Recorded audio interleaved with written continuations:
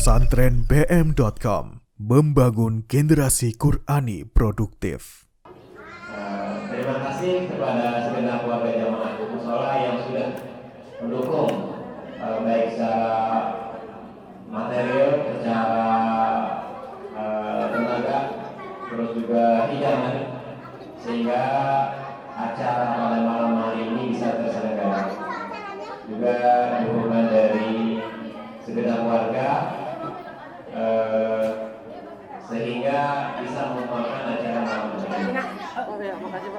Tidak panjang lebar, mengingatkan ke depan, mudah-mudahan di akhir sabar ini silaturahmi tidak pernah kita putus. Menjelang Ramadan kita bersih-bersih di rumah, bersih-bersih diri, bersih-bersih hati, segala macam ucapan yang salah, entah dari saya pribadi, dari segenap pengurus, terus juga malam ini kita berikan kesempatan mewajah ulang untuk saling bersalaman dengan kata menyambut bulan suci Ramadan. Acara ini Ramadan kita nanti mudah-mudahan lebih ramai lagi, mulai dari takjil sore, anak-anak tidak kurang dari 10 atau 85 anak. Persiapkan ya jadwalnya, yang akan segera terbit. Terutama di 10 hari pertama ini antusias anak sama ini ya. Jadi persiapkan, mudah-mudahan takjilnya cukup. Terus juga acara tarawih mudah-mudahan memadai ya, tempat dan penerangan, juga kebersihan, air dan lain-lain untuk bisa memadai, bisa menjamu segenap jamaah dengan nyaman untuk tarawih berjamaah di mushola sholat. Terus juga seperti biasa bapak-bapak setelah atau ba'da tarawih seperti biasa ada pengajian ya atau bertilawah rata-rata sampai jam 11. Ya, mohon ini juga lantunan tilawah biasanya sampai jam 12, tapi insya Allah tidak mengganggu ya, dengan volume yang mungkin diatur. Dan masya Allah bapak-bapak bisa tamat dua kali balikan ya dalam satu putaran Ramadan, coba sampai tanggal 20 dan bisa dua kali atau sekitar sana wujud. Dan ibu silakan kita tasbih mendengarkan dari rumah, tak kurang kebaikan pahalanya mendengarkan bacaan Al-Quran dari Rasulullah. Terus juga nanti di akhir Ramadan seperti biasa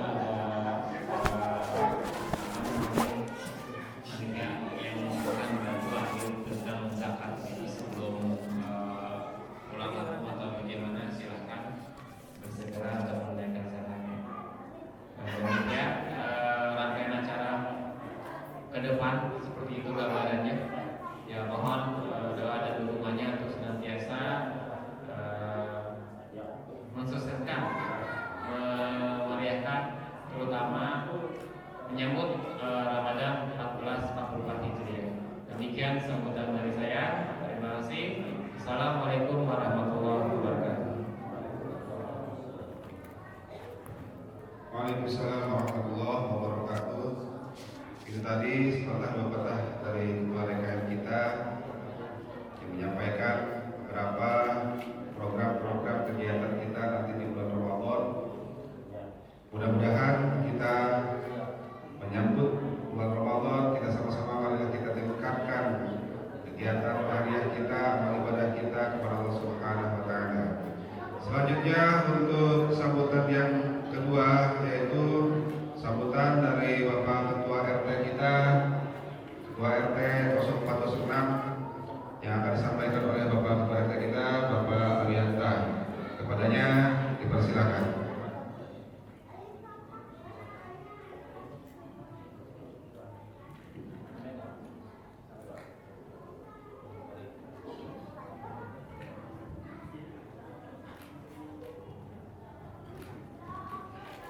Assalamualaikum warahmatullahi wabarakatuh. Innal hamdalillah nahmaduhu wa nasta'inuhu wa nastaghfiruh wa na'udzu billahi min shururi anfusina wa min sayyiati a'malina. May yahdihillahu fala mudilla lahu wa man yudlil fala hadiya lahu. Asyhadu an la ilaha illallah wa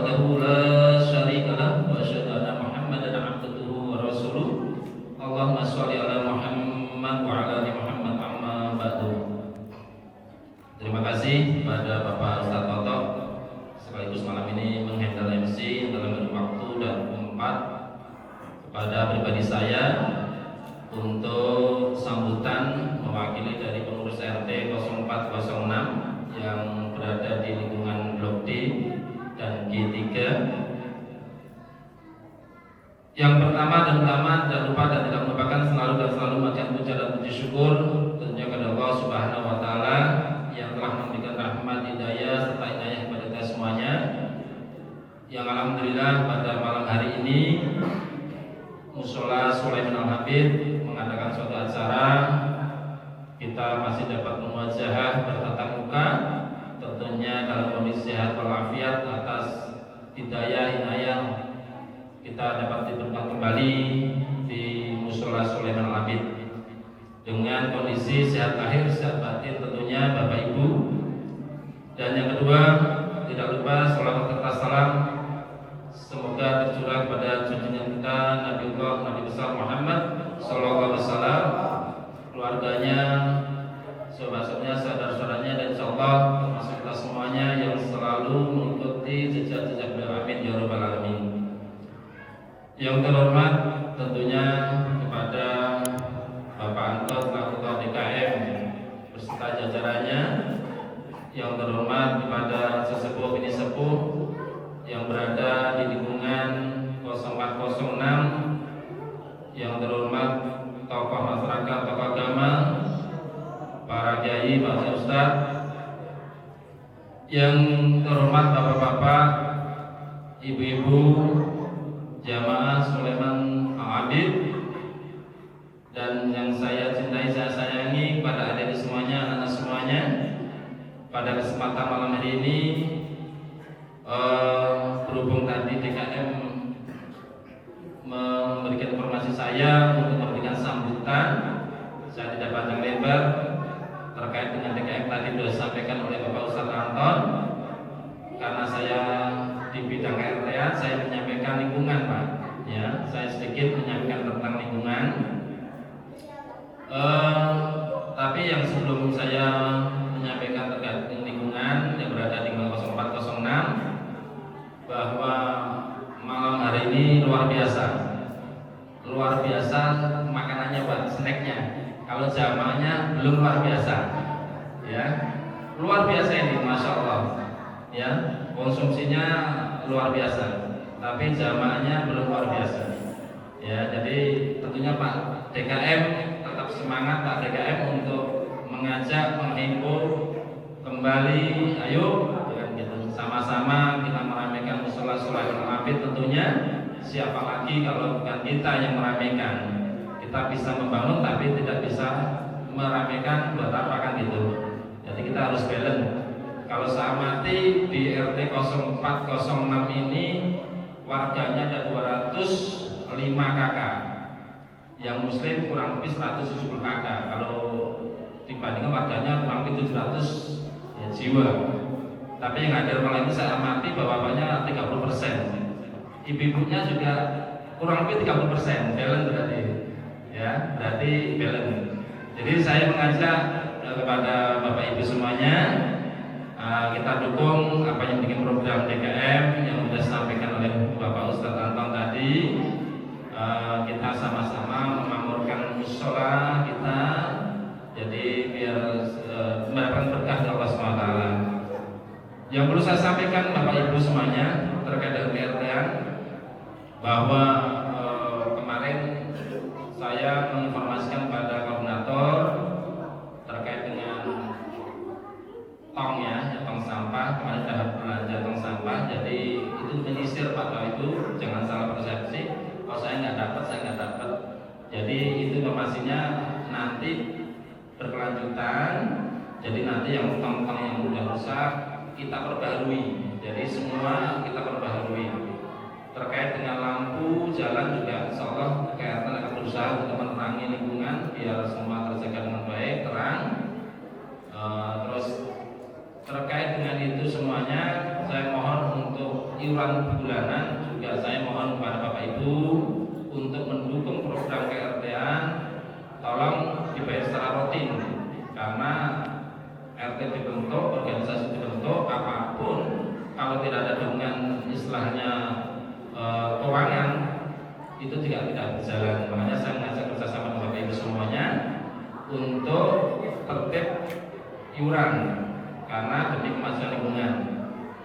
Dan saya informasikan, saya sudah memberikan informasi melalui grup warga maupun KRT yang pengurus.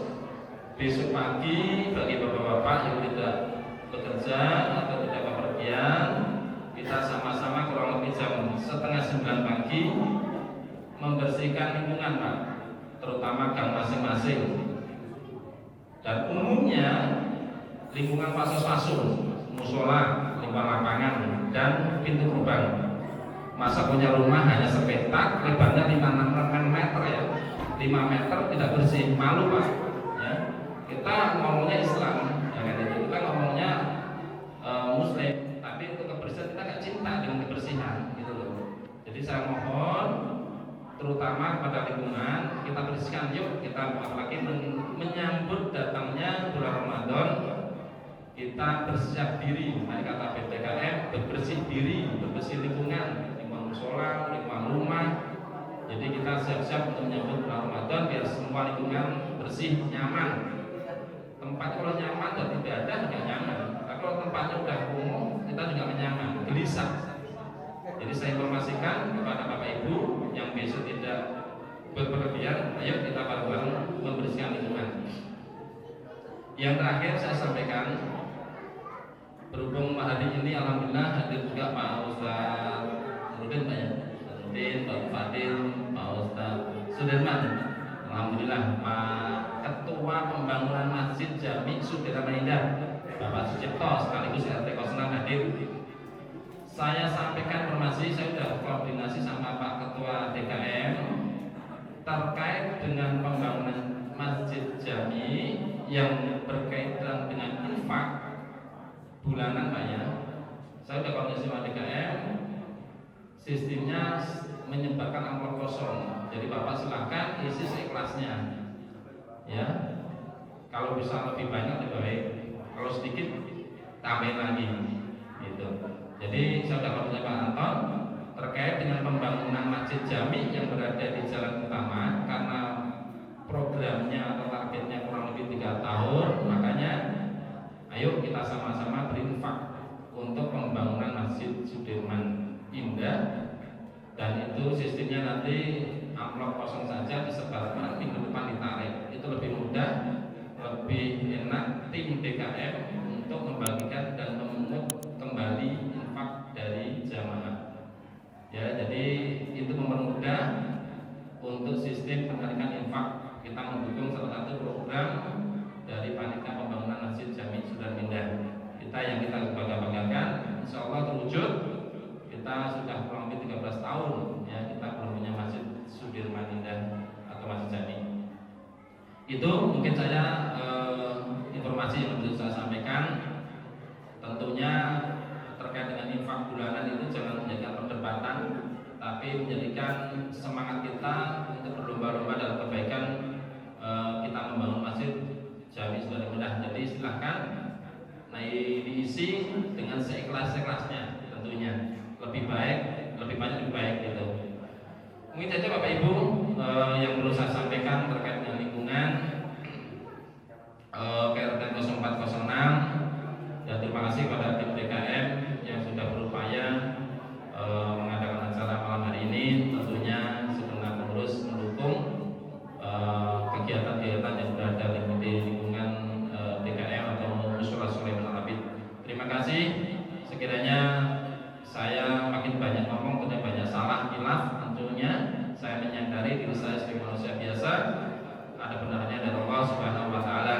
Sekian, billahi taufiq hidayah. Wassalamualaikum warahmatullahi wabarakatuh.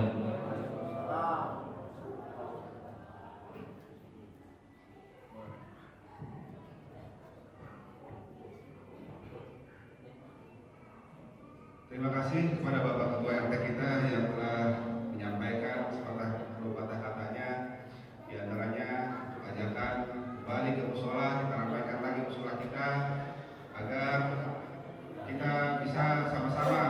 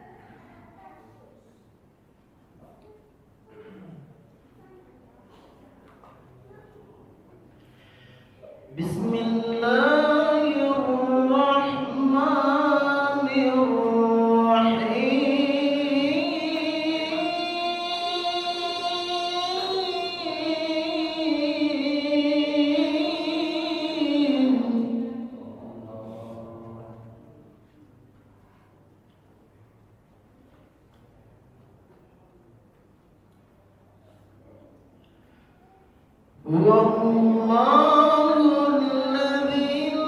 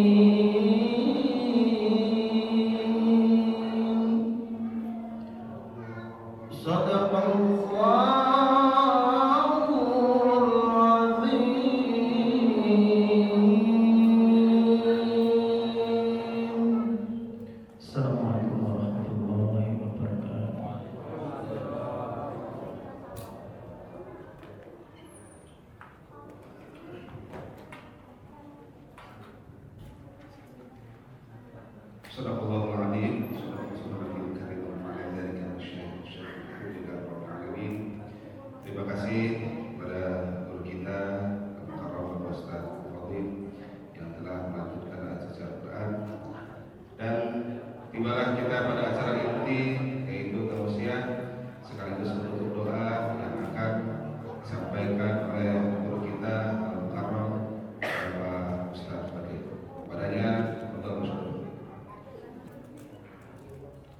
Assalamualaikum warahmatullahi wabarakatuh.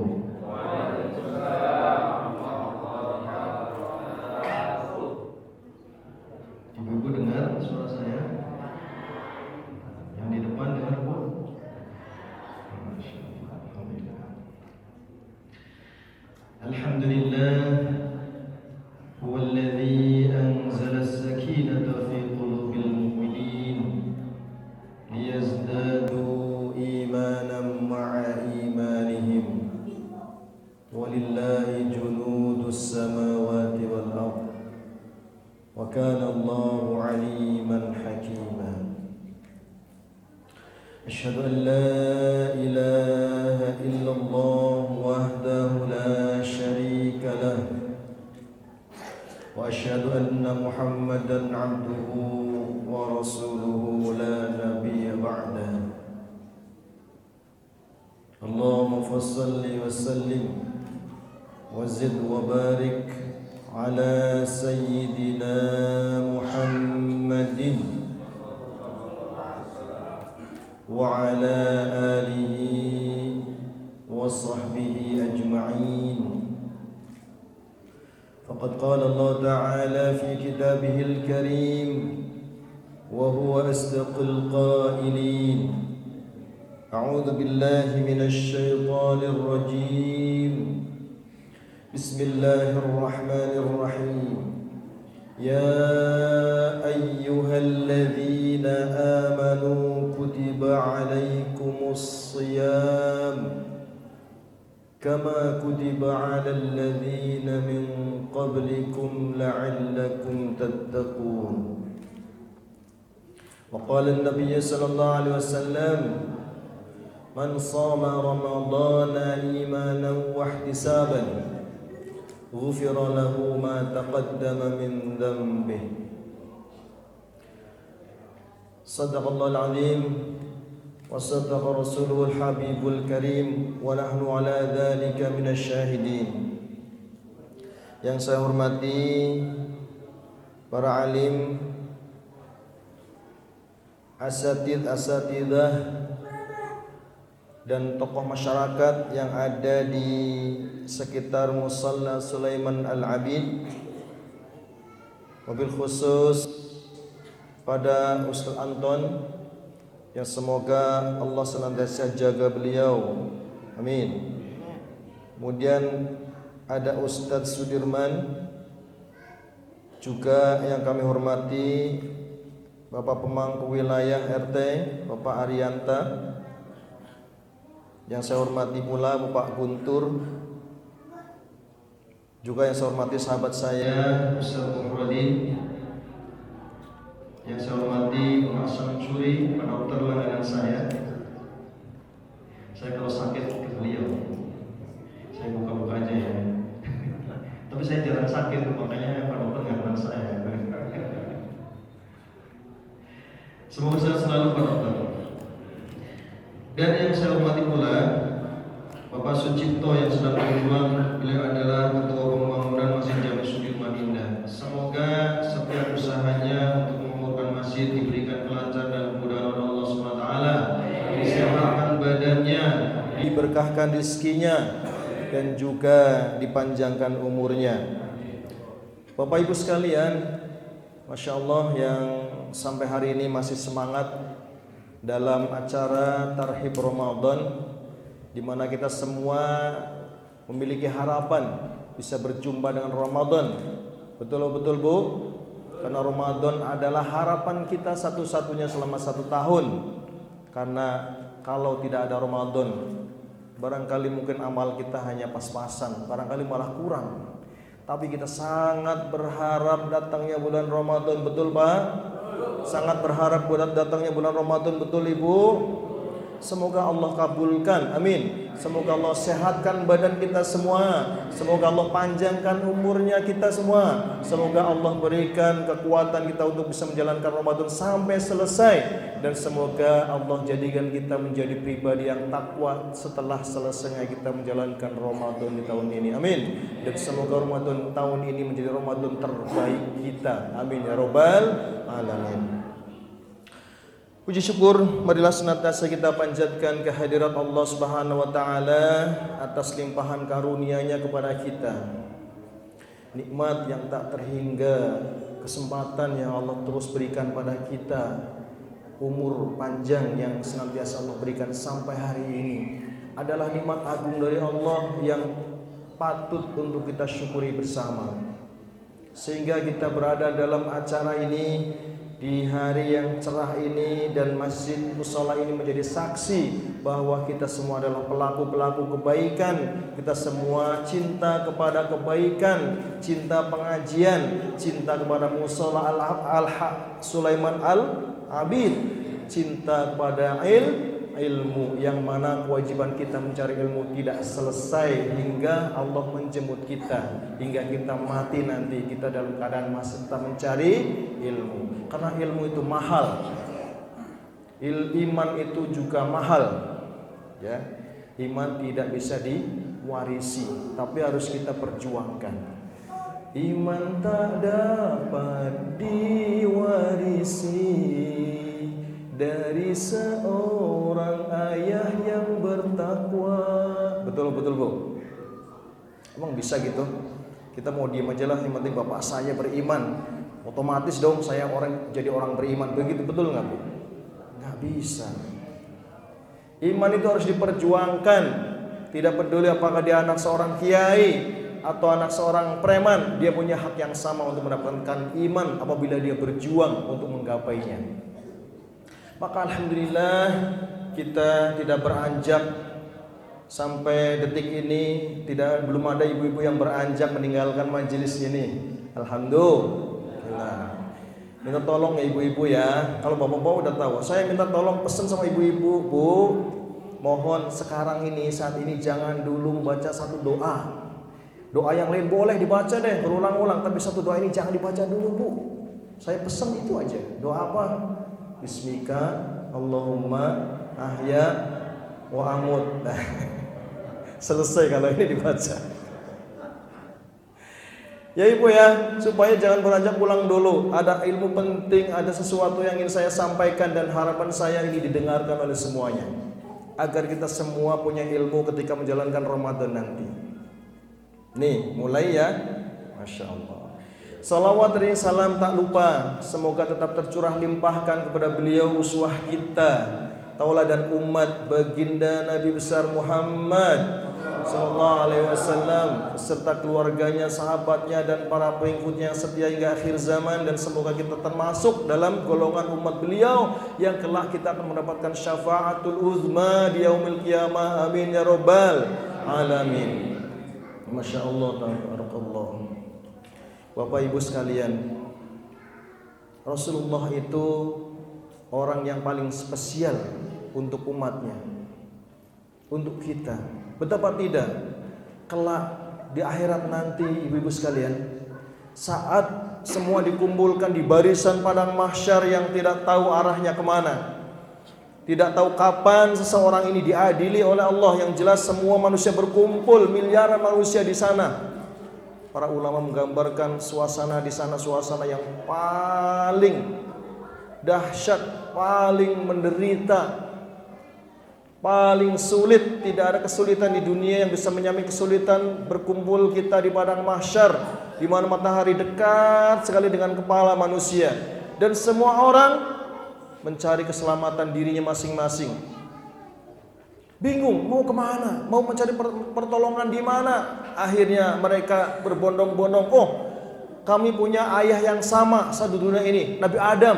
Maka mereka mendatangi Nabi Adam dan semua bertanya, wahai Nabi Allah, wahai bapaknya manusia, engkau adalah orang yang paling utama karena engkau adalah bapak semua manusia.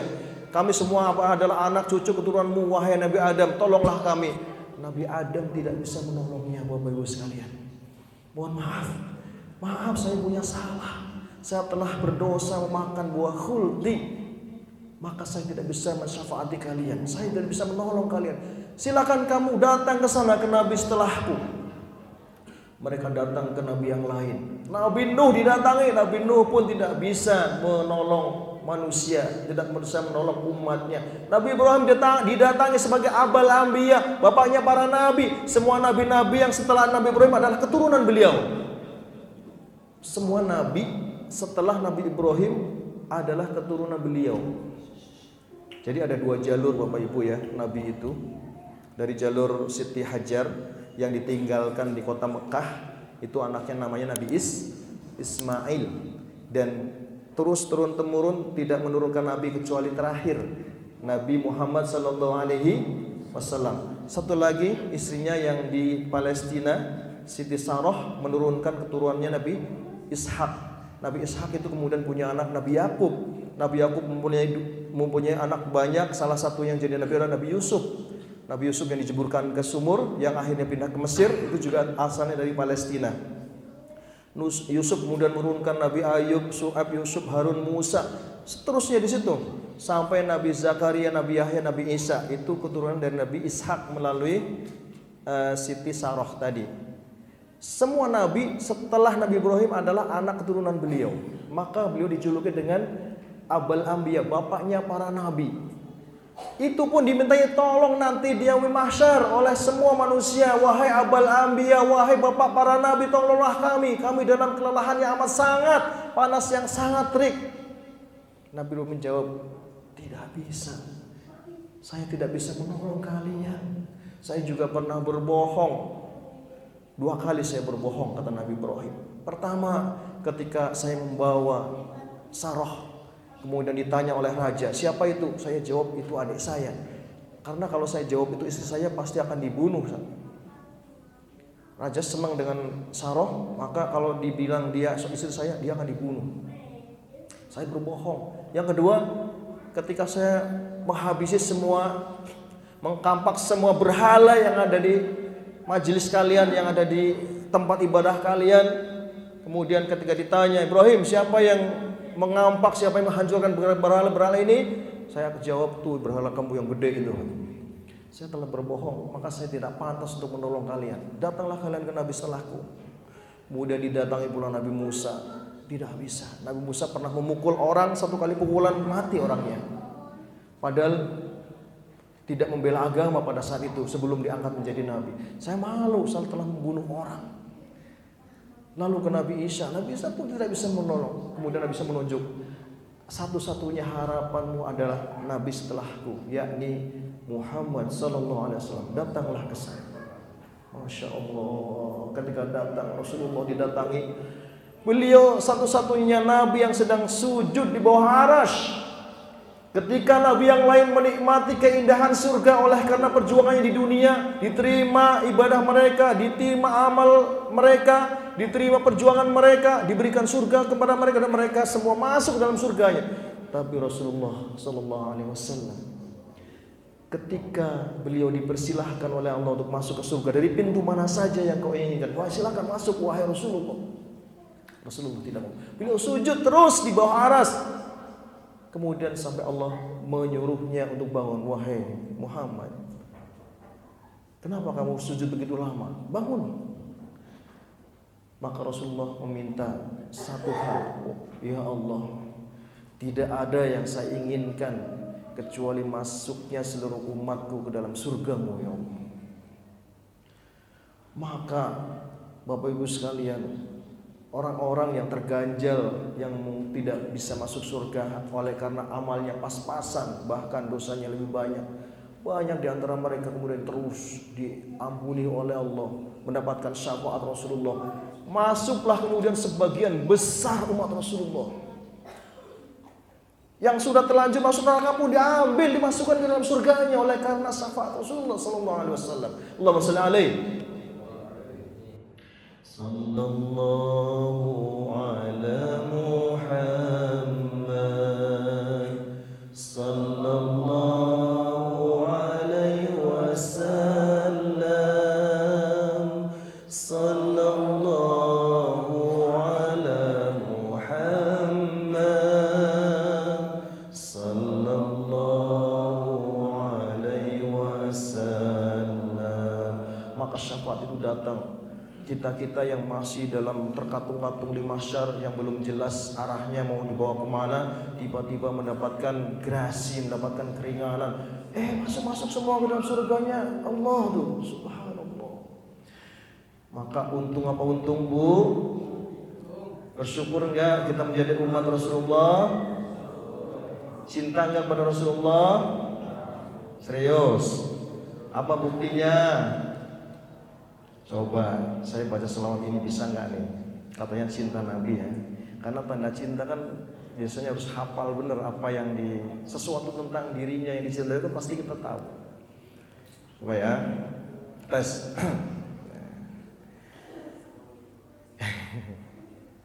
Lau kana bainana al-habib ladana al-qasi wal-qarib min taybatin qabla al-baghib qariban qurbal habib. Hafal nggak, Bu? Oh diem. Oh iya, ada yang ngikutin, masya Allah. Anton, kalau ada reward silakan dikasih. Ada door prize nggak, Bu? Nah. Oh, Pak DKM. Masya Allah, Pak, Bu, syair salawat ini adalah sebuah kerinduan yang dalam, sangat ingin berjumpa dengan beliau. Oleh karena banyak keutamaan yang diungkap dalam salawatan ini, saya paling suka nih salawat ini tuh. Yuk sama-sama. Lau kana bainana al-habib ladana al-qasi wal-qarib min taybatin qabla al-maghib taliban qurbal habib biqurbihi تطيب وتدعو الله فيجيب أنوار ضاها لا تغيب بلغنا لقاه يا مجيب لو كان بيننا الحبيب. Seandainya di tengah-tengah kita ada Al-Habib yakni Rasulullah SAW, Masya Allah.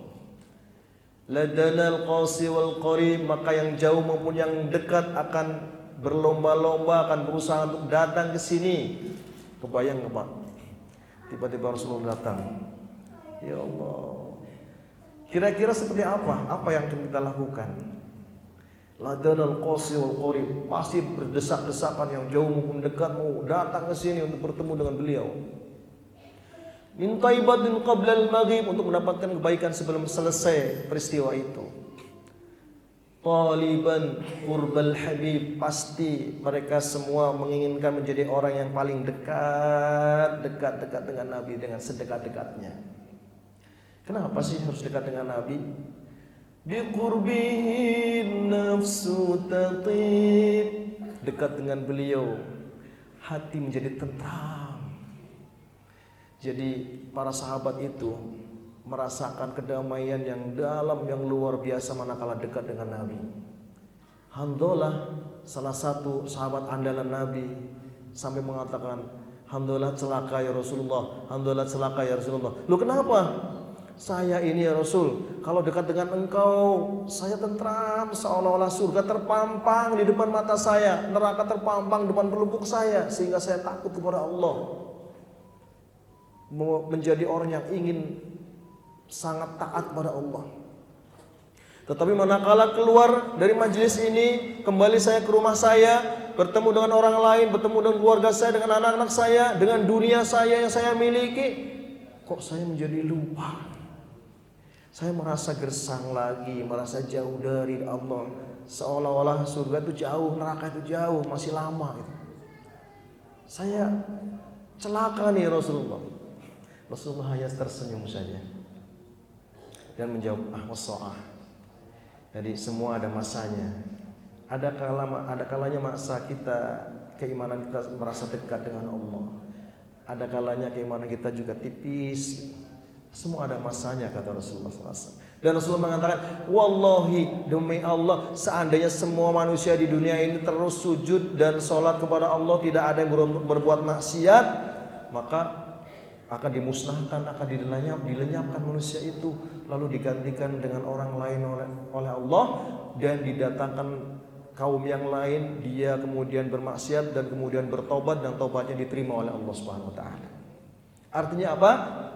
Sudah wajar kalau manusia itu punya dosa, kalau manusia itu punya salah. Tetapi yang hebat adalah apabila orang yang bersalah itu kemudian bertaubat kepada Allah dan tidak mengulangi kesalahannya itu baru manusia yang hebat.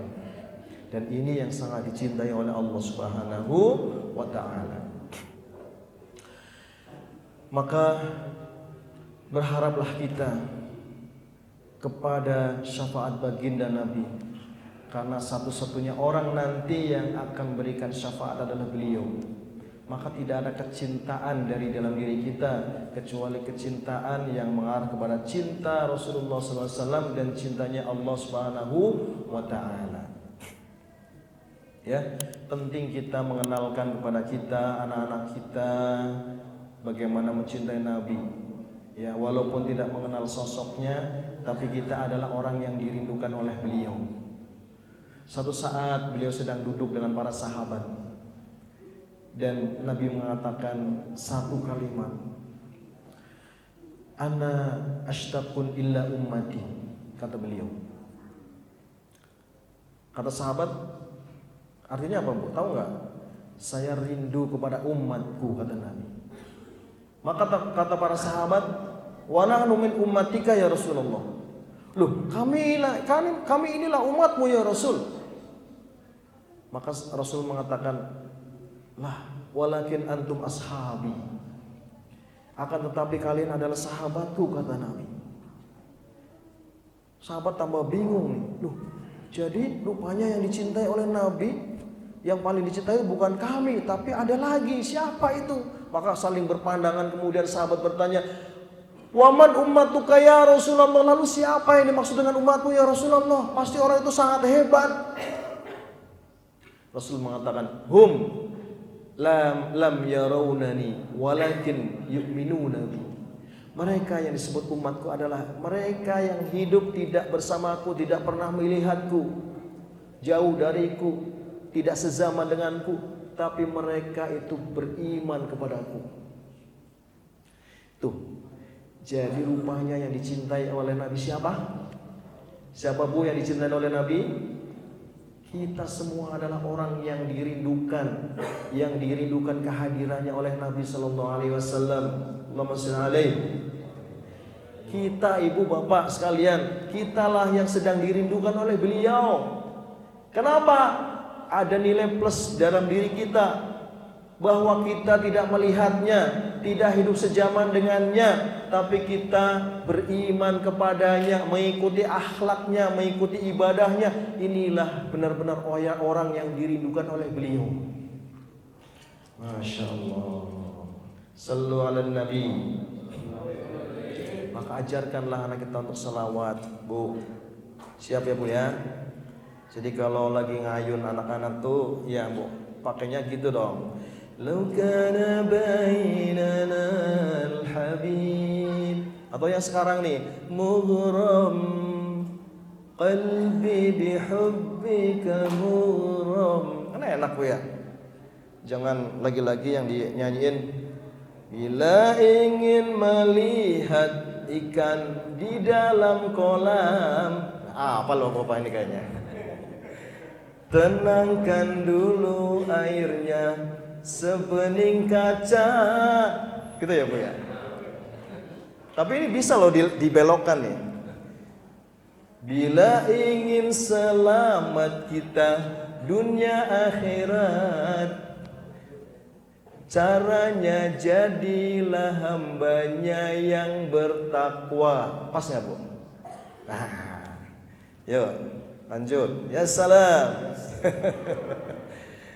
Salat dulu, janganlah diganggu. Biarkan saja, biar sholat dengan tenang.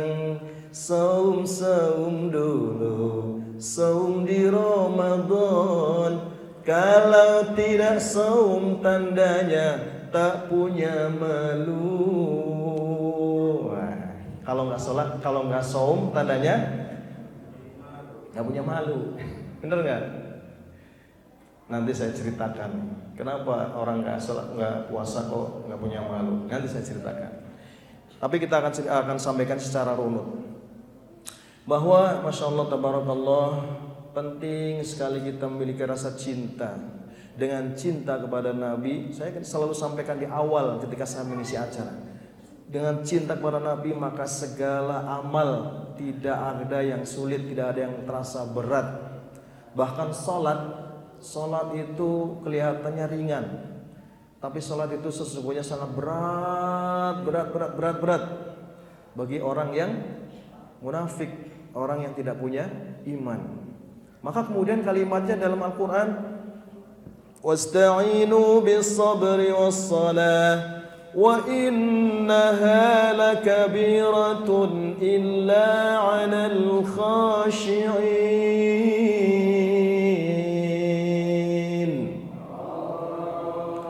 Maka mohon pertolonganlah kepada Allah dengan sabar dan salat, karena sesungguhnya salat itu perkara yang sangat berat kecuali bagi orang yang khusyuk.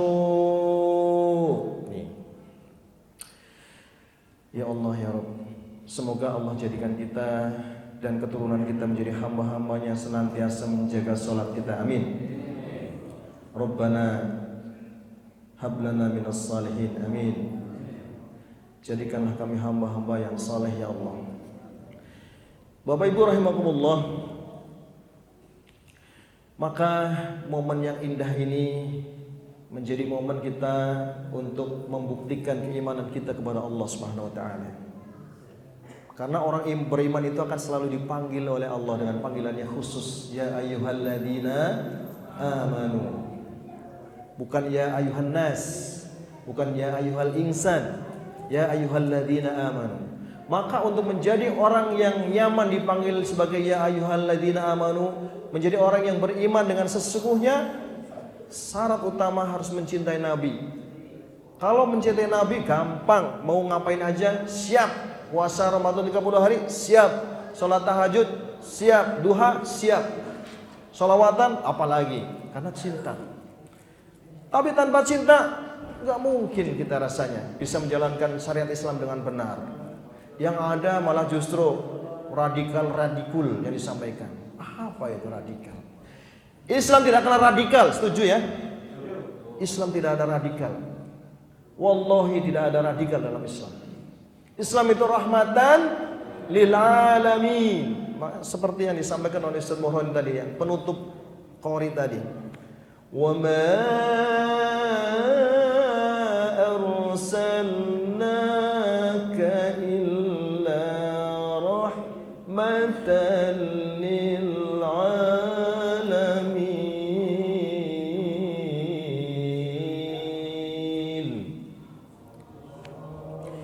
Tidaklah aku mengutus engkau Muhammad melainkan untuk menjadi rahmat bagi alam semesta, menjadi kasih sayang untuk alam semesta. Tidak ada Islam radikal, tidak ada. Mau dicari di mana, di tong sampah juga nggak ada. Yang ada Islam itu rahmatan lil alamin. Kalau Islam kalau muslimnya yang kemudian dipersekusi ya. Jadi kalau ada masalah pelakunya orang kafir itu santai aja. Padahal korbannya sedikit, korbannya banyak sekali. Tapi kalau yang jadi pelakunya kebetulan orang Islam, KTP-nya Islam, tuh jadi di blow up luar biasa gitu. Ini kondisi yang ada yang saya lihat. Maka ingin saya sampaikan adalah bahwa tidak ada satu ajaran Islam pun yang mengajarkan kita untuk menjadi orang yang radikal, tidak ada. Silakan dicek dari mulai surah Al-Fatihah sampai surat An-Nas, di mana radikalnya? Tidak ada. Karena ajaran itu murni dari Allah, tak ada seorang pun yang bisa merubahnya, tidak ada seorang pun yang bisa mengotak-atiknya sama sekali. Karena Allah menjamin keaslian Al-Quran dengan demikian menjamin aslinya syariat Islam. Bapak Ibu rahimakumullah, masuk pada intinya. Allah Subhanahu wa taala memanggil kita dengan panggilan yang khas. Ya ayyuhalladzina amanu kutiba alaikumus shiyam kama kutiba 'alal ladzina min qablikum la'allakum tattaqun. Wahai orang-orang yang beriman, telah diwajibkan atasmu untuk berpuasa. Nah, ini masuk nih. Sebagai pembuktian kita orang beriman adalah kita menjalankannya dengan sukacita, dengan gegap gempita. Karena ini sangat menjadi yang sangat kita harapkan dalam tahun ini. Ramadan adalah hadiah terbesar, hadiah terindah dari Allah pada setiap tahunnya. Percaya Pak, yakin. Ramadan ini hadiah yang terindah dari Allah. Kenapa? Jelas Ramadan ini adalah panen pahala, panen ampunan dari Allah Subhanahu wa taala. Dan Ramadan ini menjadi kehidupan kita, kehidupan yang Islami betul-betul. Tidak sebagaimana bulan-bulan yang lain. Di Ramadan seperti yang disampaikan oleh Ustaz Anton, kita bisa tadarus bahkan bisa sampai jam 12 malam. Ini luar biasa. Bayangkan Bapak Ibu sekalian, selesai sholat Isya kita bisa sholat sunnah sampai berapa rakaat kita tarawih di sini? 23 rakaat. Coba bulan lain bisa nggak kita menjalankan sholat sunnah sebanyak itu? Tidak bisa Bapak Ibu sekalian. Saya juga nggak bisa. Bayangin habis Isya kita langsung sholat sunnah sampai 23 rakaat. Berikut witirnya itu. Bisa nggak? Tidak bisa. Dan ini hanya bisa dikerjakan di bulan Ramadan. Maka Ramadan adalah harapan kita. Ada suasana yang haru biru, ada suasana yang tidak bisa didapatkan di bulan yang lain. Ada yang di Ramadan. Kita juga bisa memasak kolak, ya Bu ya. Bisa bertukar makanan, memberikan hadiah. Ringan tangan kita memasakkan. Ibu-ibu tuh jadi ringan banget ngasih tetangga kue, ngasih tetangga kolak, ngasih tetangga makanan. Bahkan di musola masih juga makanan selalu ada setiap malamnya ya, teman-teman ya. Itu hanya ada di Ramadan. Kalau bulan lain mungkin kita berhemat-hemat, tapi Ramadan ini Masya Allah berikan keberkahan semuanya. Yang tadinya makannya biasa-biasa saja, alhamdulillah di Ramadan itu dilalah dapat berkahnya, makanannya jadi luar biasa. Tiba-tiba menunya berubah menjadi ayam goreng, ayam sayur dan sebagainya. Masya Allah. Padahal kalau malam-malam yang lain biasanya wali tahu tempe, tapi Ramadan tiba semuanya berubah. Berkahnya itu tersebar kemanapun. Di masjid ada berkahnya, di tempat kerja juga ada berkahnya. Berkahnya apa? Minimal sekali THR-nya itu berkah. Berkah Ramadan Bu. Betul Bu? Coba kalau nggak ada Ramadan, ada THR nggak Bu? Ya, jangankan THR. Apalagi harga gaji 13, emang kita pegawai negeri? Nah, gaji 13. Ada THR karena berkahnya Ramadan. Ayo. Yakin Ramadan itu bawa berkah kemanapun. Wah, ya Allah. Nafas kita pun nafas-nafas tasbih. Perjalanan ibadah kita, ibadah sunnah dihitung sebagai ibadah wajib. Pahalanya seperti menjalankan ibadah wajib. Sholat sunnah kita diberikan pahala seperti pahala sholat wajib. Maka kemudian turunlah hadis qudsi. Hadis qudsi tahu Bu? Hadis qudsi apa? Hadis dari Allah Subhanahu wa taala. Maka beda nih antara Al-Qur'an dengan hadis qudsi apa? Persamaannya sama, sama-sama dari Allah, tapi ada bedanya. Bedanya apa, Pak? Kalau Al-Qur'an itu wahyu Allah yang dibawa oleh malaikat Jibril sampaikan kepada Rasulullah. Itu wahyu, itu Al-Qur'an. Dan bahasanya bahasa sastra. Tapi kalau hadis qudsi, wahyu Allah yang tidak disampaikan oleh malaikat Jibril, melainkan Allah langsung memasukkan ke dalam qalbu Rasulullah SAW, sehingga Rasulullah tahu ini Allah berfirman seperti ini. Maka salah satu hadis qudsi berbunyi, qala Allah Ta'ala Kullu amal ibni Adam yudha'ifu lahu bi'ashri amsalha ila 700 dha'fin was-sawmu li wa ana ajzi bih. Apa artinya? Sesungguhnya Allah SWT berfirman, setiap amal anak Adam pada hari ini, yakni pada bulan Ramadan, dilipat gandakan pahalanya dari 10 kali lipat hingga 700 kali lipat. 700, Pak. Jadi kalau Bapak sedekah 1000 untuk pembangunan masjid ke Pak Sucipto itu 700.000 pahalanya. Masya Allah. Lah kalau 1 juta Pak Cipto berapa jadinya? Kali 700, Pak. 700 juta. Allahu Akbar. Itu bulan Ramadan. Tapi Allah mengatakan wasaumuli, tetapi puasa itu adalah khusus untukku, wa ana ajzibi, dan aku sendiri yang akan memberikan pahalanya. Kira-kira kalimat terakhir tentang puasa itu lebih banyak dari tadi yang 700 kali lipat, apa lebih sedikit, Bu? Jauh lebih besar dari yang 700 kali lipat tadi, Bu, pahalanya, Ibu.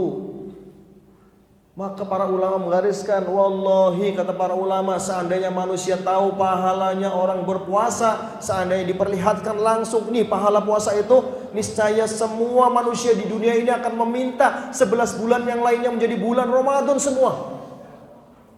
Oleh karena kedahsyatannya pahala Ramadan.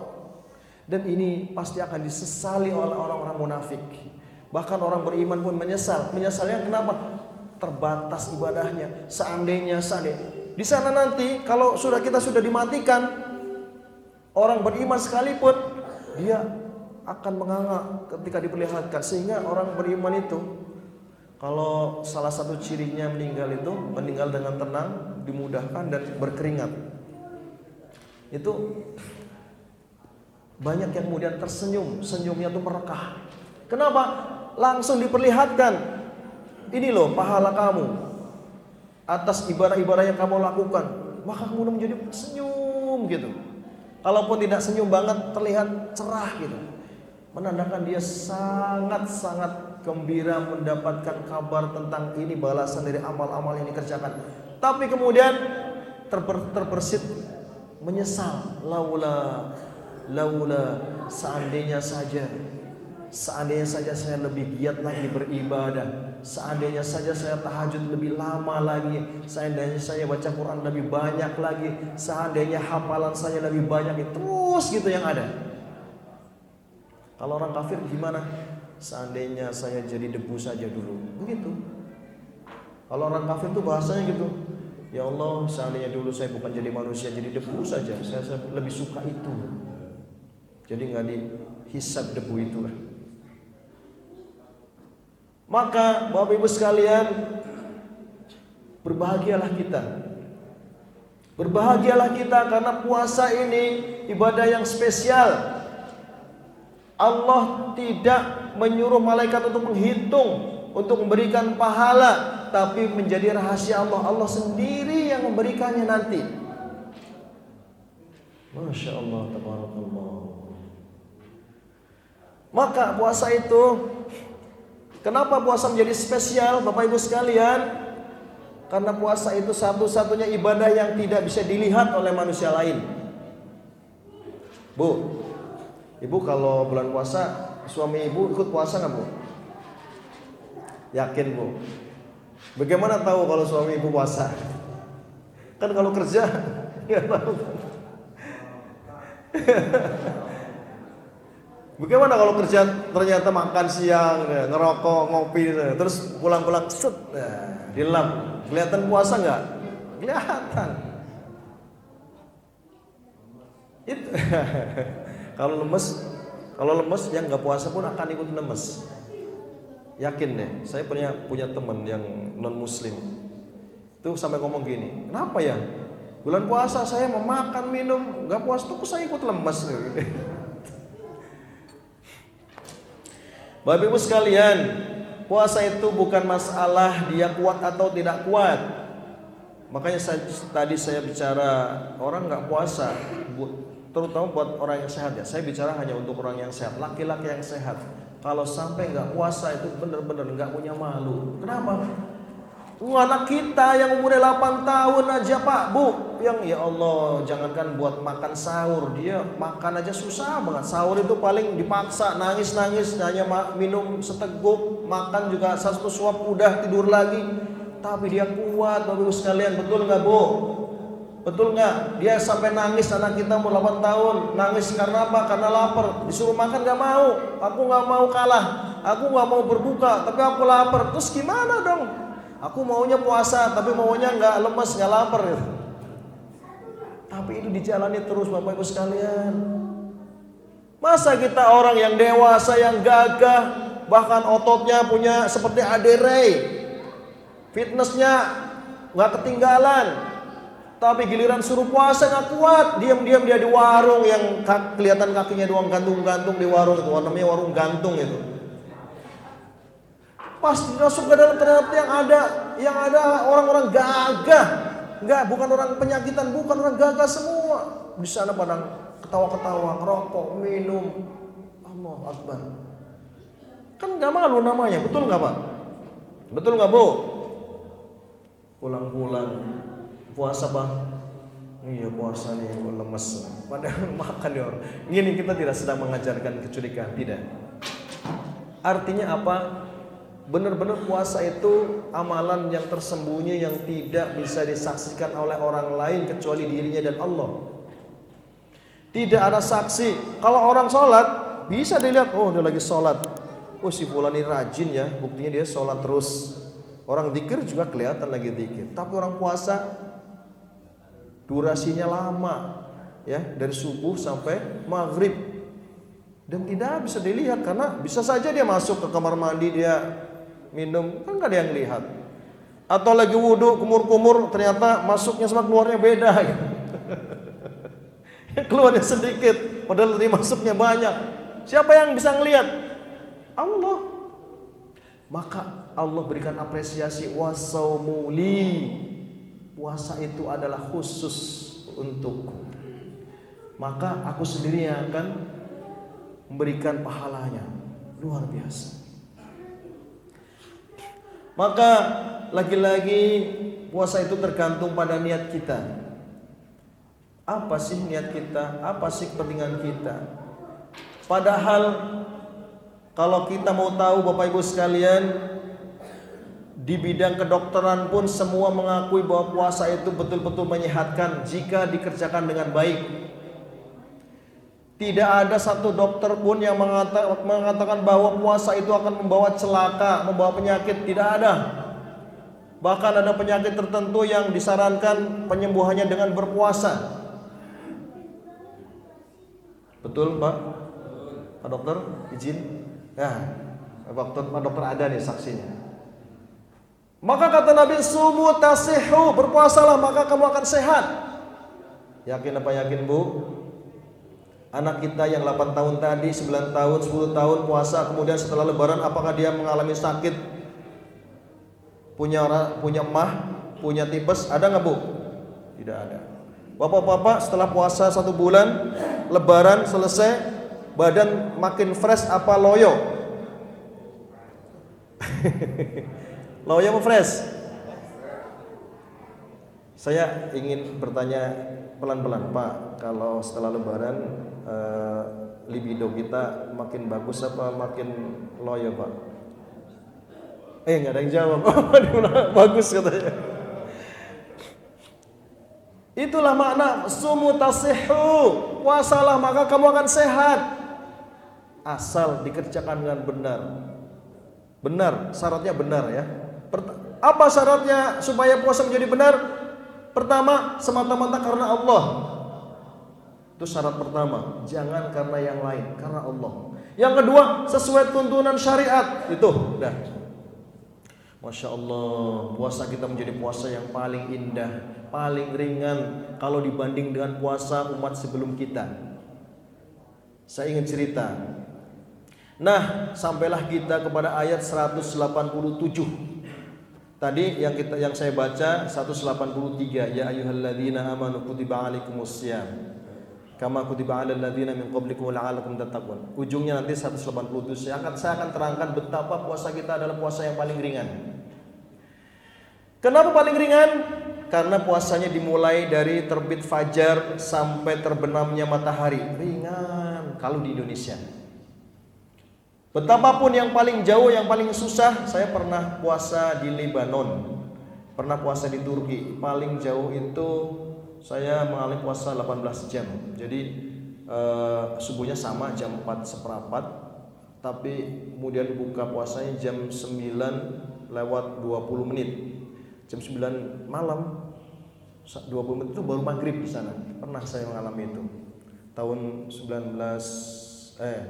2018 atau 2019 sebelum Covid. Wah, lumayan ya. Jadi subuhnya sama, maghribnya lama jam 9:20, habis berbuka puasa jam 10 udah adzan Isya. Habis tarawih itu udah 11:30 malam. Masya Allah, baru tarawih selesai terus. Ini kondisi di sana. Itu masih ringan Pak, Ibu sekalian, masih ringan. Dan puasa itu kebutuhan kita secara medis, secara fisik. Puasa itu menjadi kebutuhan kita. Jelas puasa itu adalah merefresh kembali sel-sel kita oleh karena istirahatnya lambung kita. Betapa tidak organ pencernaan kita itu setiap hari terus bekerja. Makanan kalau dicerna masuk ke dalam mulut kita itu prosesnya perlu 8 jam. Betul nggak Pak Dokter?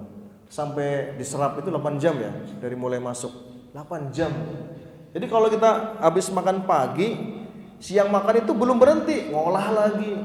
Makan malam ngolah lagi, belum lagi ngemilnya, ngolah terus. Kapan istirahatnya? Saat puasa itulah istirahatnya.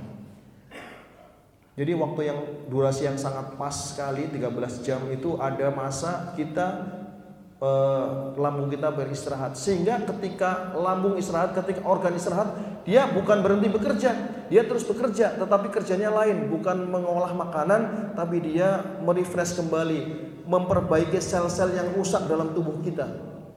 Itu fungsinya. Sekaligus membuat kekebalan tubuh, membuat zat kekebalan tubuh secara alami.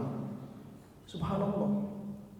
Dan ini juga tidak hanya dibutuhkan oleh manusia, Bapak Ibu sekalian, tapi kita bisa berguru pada ayat-ayat kauniyah, pada alam sekitar ini, bahwa mereka juga berpuasa.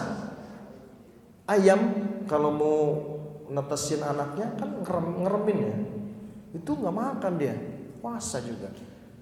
Ulet yang tadinya ditakutin oleh ibu-ibu dan anak-anak, dia perlu berpuasa juga. Jadilah dia kepompong. Di dalam kepompong nggak makan dia, sampai waktunya tiba, berhari-hari, belasan hari, kemudian dia muncul, keluarnya menjadi kupu-kupu, menjadi binatang yang indah dan dikejar-kejar oleh anak-anak. Tadinya ditakuti, setelah jadi yang terbaik, keluar dari kepompong, jadilah makhluk yang dikejar-kejar oleh anak-anak. Indah sekali itu kupu-kupu itu. Ikan, nah ikan yang suka ikan nirwana, arwana siapa nih? Ikan arwana Bu, bagaimana dia proses puasanya?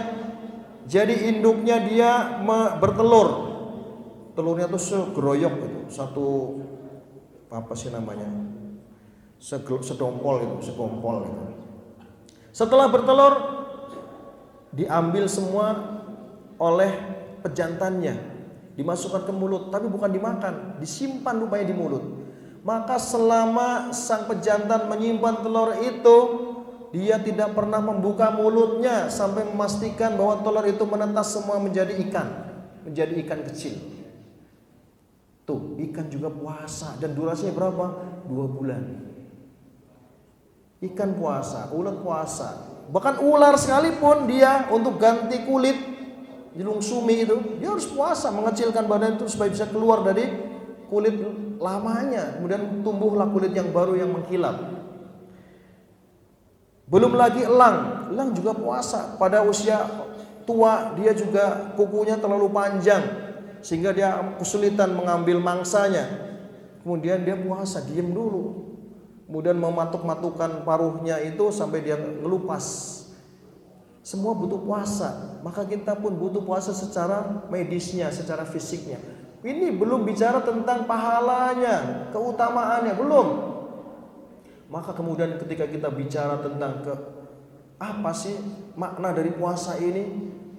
Melatih kesabaran, di mana kita menahan diri dari makan dan minum dan dari syahwat karena Allah. Sabar, kita dilatih untuk sabar 1 bulan sehingga keluar dari Ramadan kita menjadi hambanya yang makin bertakwa, makin sabar menghadapi segala sesuatu goncangan dan ujian-ujian yang Allah berikan selama 11 bulan mendatang. Itu makna dari Ramadan yang kita jalani. Maka berbahagialah kita Bapak Ibu sekalian. Bahagia banget kalau kita bisa bertemu dengan Ramadan.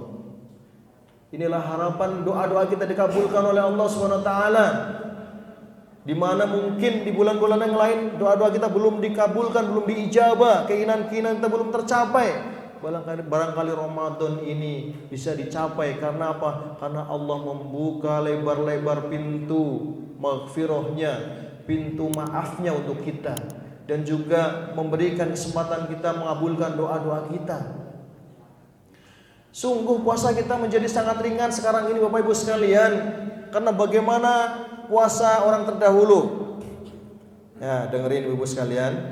Nah, bahwa pada saat Allah menyampaikan perintah untuk berpuasa, itu belum ada ketentuan puasa itu dimulai dari terbit fajar.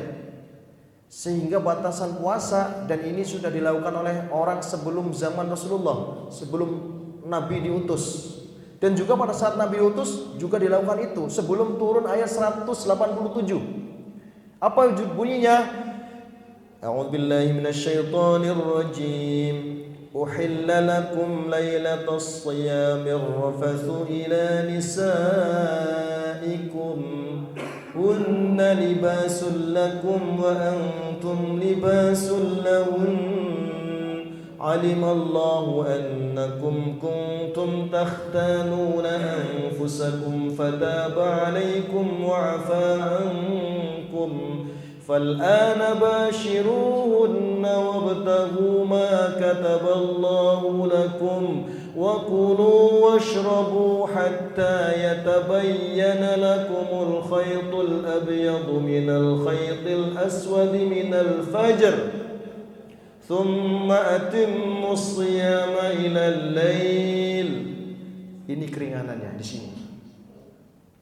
Wa kulu washrabu, makan dan minumlah, hatta yatabayyana lakumul khaytul abyadu minal khaytil aswadi, sampai telah jelas terlihat oleh kalian benang-benang putih di antara benang-benang hitam. Yakni maksudnya adalah sampai telah jelas terbitnya fajar. Kenapa demikian? Karena sebelum ayat ini turun, puasa yang dilakukan oleh umat Islam dan juga umat terdahulu adalah dimulai puasa adalah dari mulai orang itu tidur di malam hari. Jadi mulai puasanya orang itu beda-beda, tergantung jam berapa dia tidurnya. Kalau Pak Anton tidur jam 8 ya sudah, itu berarti udah mulai puasa jam 8 malam. Kalau Pak Cipto tidurnya jam 12 mendingan tuh lebih lama, berarti jam 12 itulah mulai puasanya. Itu dulu sebelum turun ayat 187 ini. Akhirnya kejadian deh sesuatu yang sangat dikhawatirkan. Seorang petani, jadi zaman Nabi itu ada seorang petani yang dia miskin. Dia pulang dari ladang, sudah sore, pas waktu buka tuh. Nah, pas waktu buka maghrib datang, beliau minum. Setelah minum, istrinya bilang, "Bang, tunggu dulu ya, saya ambilkan makanan di belakang, di dapur." Jadi si abang ini, suaminya, baru minum seteguk. Pada saat dia nunggu istrinya ngambil makanan di dapur, ternyata qadarullah dia tertidur di meja makannya. Wah, pusing kan nih Pak? Istrinya balik bawa makanan. Ya Allah, bang, rugi banget bang, kamu bang. Ya kamu tuh belum makan bang, kenapa tidur? Akhirnya, aduh, mau bangunin juga, ya percuma dia buat tidur, dibangunin juga udah puasa dia.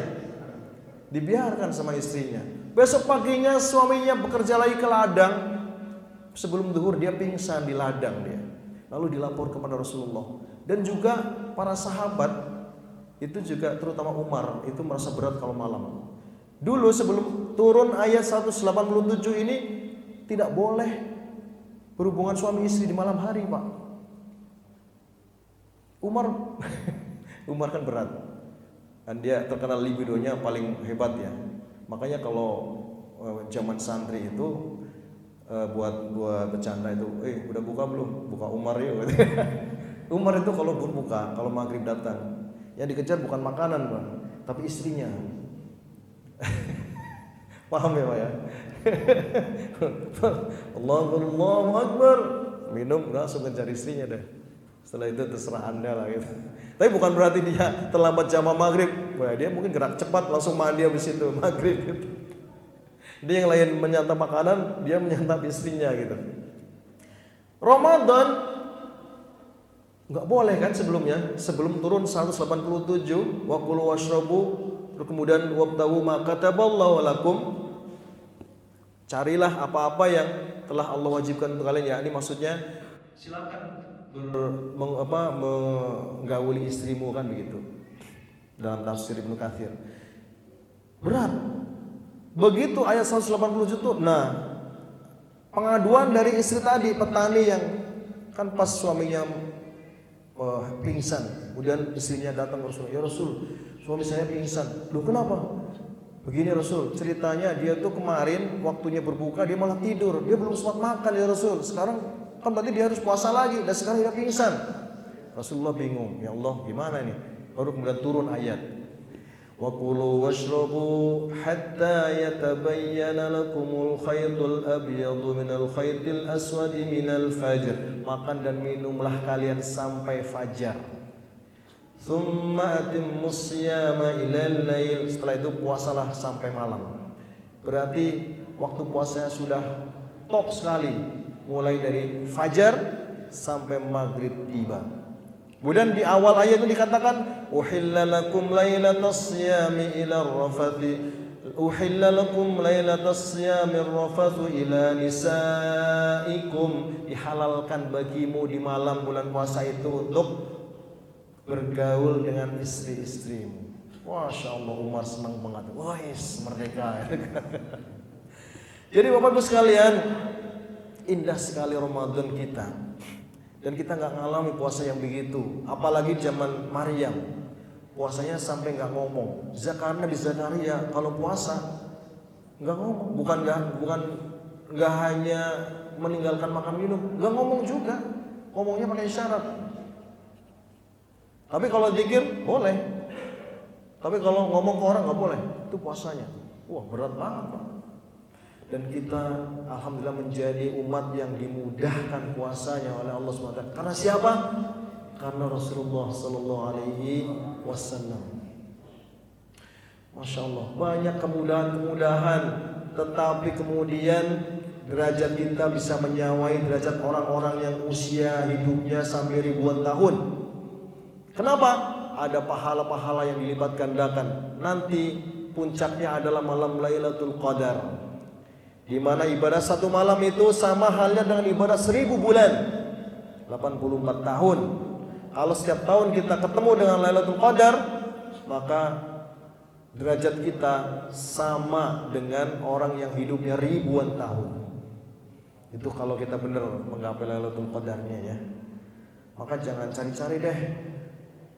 Bro, Lailatul Qadar itu tanggal berapa ya? Sudahlah, pokoknya lihat aja dari tanggal 20 malam 21 sampai selesai Lebaran. Kalau melek terus, kalau zikir terus, sholat terus, pasti ketemu lah salah satunya. Benar nggak Pak? Itu jangan jadi orang gini yang hitung-hitungan banget sama Allah itu ya. Kayaknya tanggal ini deh, ini suasananya mantep banget deh. Pas ayo kita sholat. Giliran hujan, wah ini mau hujan, pasti bukan malam ini. Bukan. Ya, belum tentu, karena menjadi rahasia Allah SWT, dan Nabi ketika ditanya nggak menjawab. Tapi gapailah di malam ke-21 hingga malam 29. Itu kalau semuanya didatangi dan semuanya kita persiapkan waktu-waktu itu untuk iktikaf, pasti kita akan ketemu dengan salah satunya, Lailatul Qadar itu.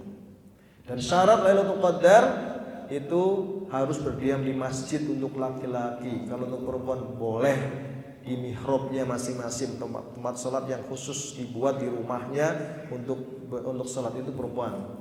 Kalau laki-lakinya di musola atau di masjid, itu ketentuan dari Rasulullah SAW. Dan suami istrinya itu boleh ikut ke masjid sebenarnya. Tapi wala tubashiruhunna wa antum aakifuna fil masajid. Ketika itikaf itu tidak boleh lagi mendatangi istrinya, ya, nggak boleh karena sedang itikaf.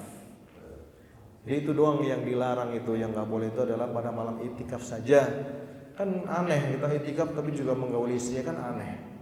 Karena Nabi ketika malam 21 bahkan ketika menjelang wafatnya 15 hari beliau beritikaf dan mengencangkan ikat pinggangnya, artinya tidak mendatangi istrinya selama itikaf di masjid. Maka berbahagialah Bapak Ibu sekalian dengan hadirnya Ramadan. Ya Allah ya Rabb, sampaikanlah kami hingga bisa bertemu dengan Ramadan, amin. Ya Allah, berkailah kami, berkailah keluarga kami, berkailah usaha kami, berkailah rezeki kami ya Allah, berkailah ibadah kami, agar bisa menerangi hidup kami dan keluarga kami, dan agar kami dipertemukan lagi dengan keluarga kami dalam surgamu nanti ya Allah. Inilah harapan kita. Maka ada ujar-ujar mengatakan, wallahu alam ini hadisnya sahih atau dhaif, tapi ini bagus diungkapkan. Man fariha bidukhuli ramadana haramallahu jasadahu 'anil niran. Barang siapa yang bergembira dengan bergembira menghadapi datangnya Ramadan, maka Allah haramkan jasadnya untuk tersentuh api neraka. Tapi gembira dan bahagianya bahagia yang betulan ya, tidak dibuat-buat. Oh saya bangga nih, saya senang banget, padahal hatinya aduh berat ya, nanti kalau puasa gimana, kalau kerja ya berat, pusing kalau lagi puasa itu. Enggak, tapi harus dengan tulus dari hati. Kalau kita gembira dan terus mohon pertolongan dari Allah, karena kekuatan itu semuanya dari Allah Subhanahu wa taala. La haula wala quwata illa billah. Tidak ada daya, tidak ada kekuatan kecuali semua yang datang dari Engkau, dari Allah Subhanahu wa taala. Kita tidak bisa pamer, tidak bisa sombong. Saya biasa puasa kok, tenang aja. Saya pasti kuat. Enggak begitu. Kalau Allah kemudian takdirkan untuk gak kuat aja. Saya pernah ketemu lagi dengan seorang teman yang Masya Allah ya, mudah-mudahan Allah berikan hidayah. Dia bilang gini, gak tahu saya kalau puasa kok gak kuat ya. Padahal kalau namanya gak makan saya sering. Saya pertama datang ke Jakarta aja, saya pernah 3 hari gak dapat makanan, kuat saya. Tapi puasa saya gak bisa, gak kuat, saya gak tahu kenapa. Ya Allah ya Rabbi, mudah-mudahan kita gak seperti itu.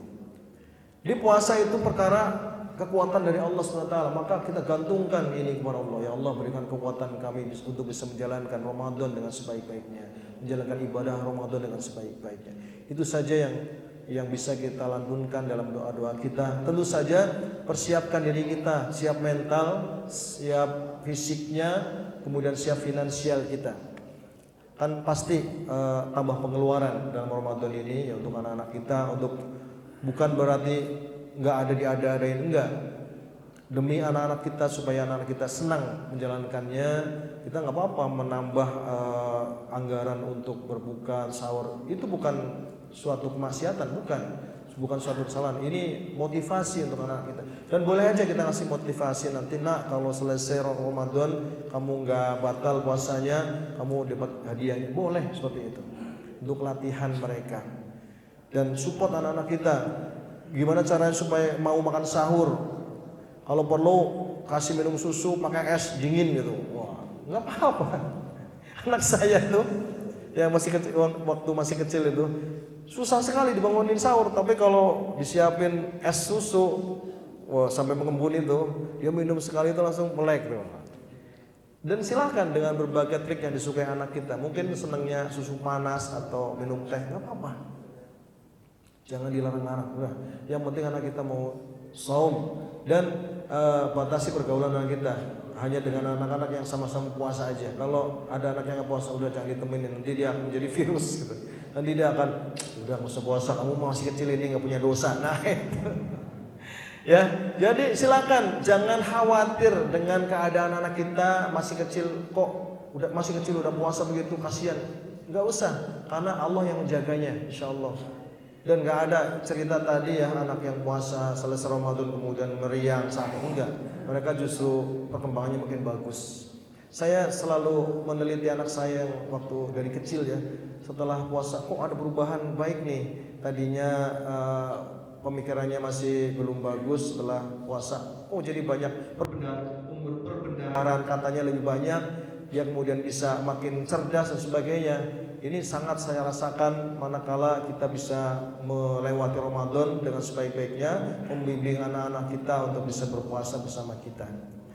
Ya, harapan kita semoga Allah berikan kekuatan supaya kita bisa menjalankan ibadah puasa tanpa halangan apapun.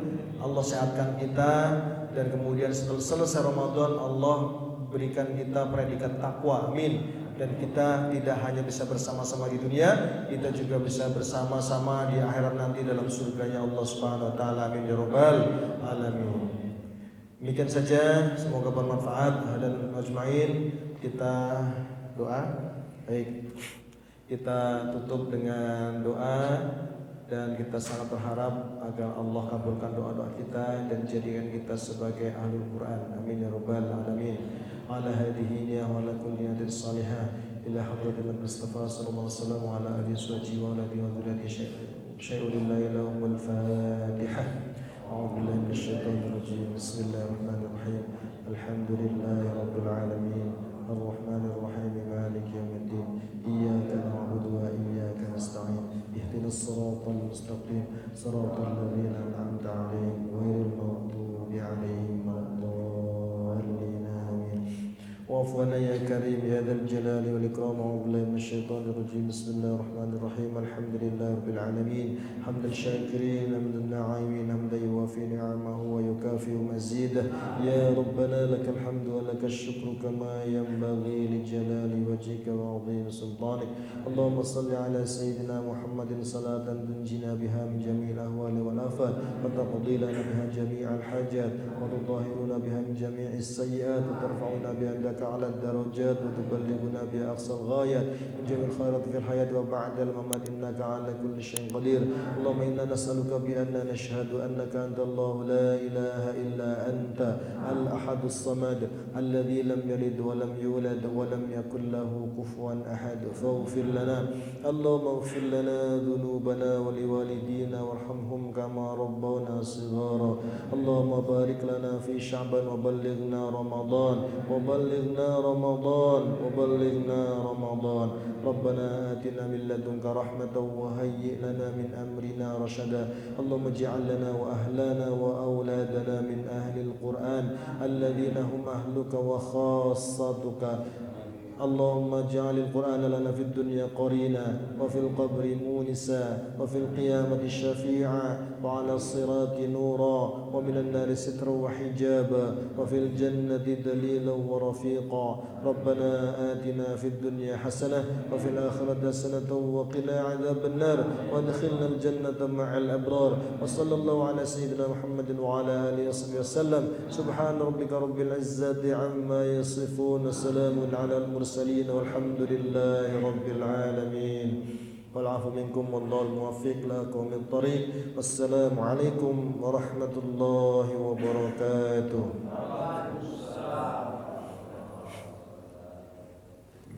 Waalaikumsalam warahmatullahi wabarakatuh. Terima kasih pada Musron guru kita Ustaz Fadil yang telah menyampaikan maulid hasanahnya. Semoga apa yang beliau sampaikan kepada kita menjadi wasilah untuk menambah kebaikan dan amal ibadah kita kepada Allah Subhanahu wa taala. Tiba di akhir acara kita penutup, yaitu kita akan lakukan musafaah. Jadi sebelum kita nanti bubar, kita akan maaf-maafan satu dengan yang lainnya.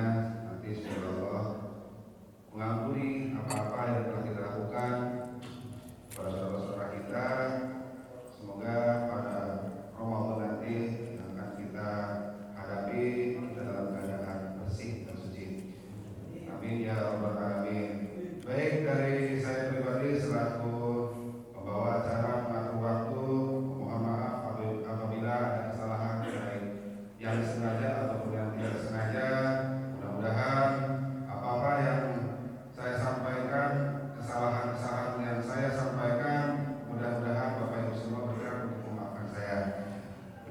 saya kita tutup. Wallahu muwaffiq ila aqwamit thoriq. Wassalamualaikum warahmatullahi wabarakatuh.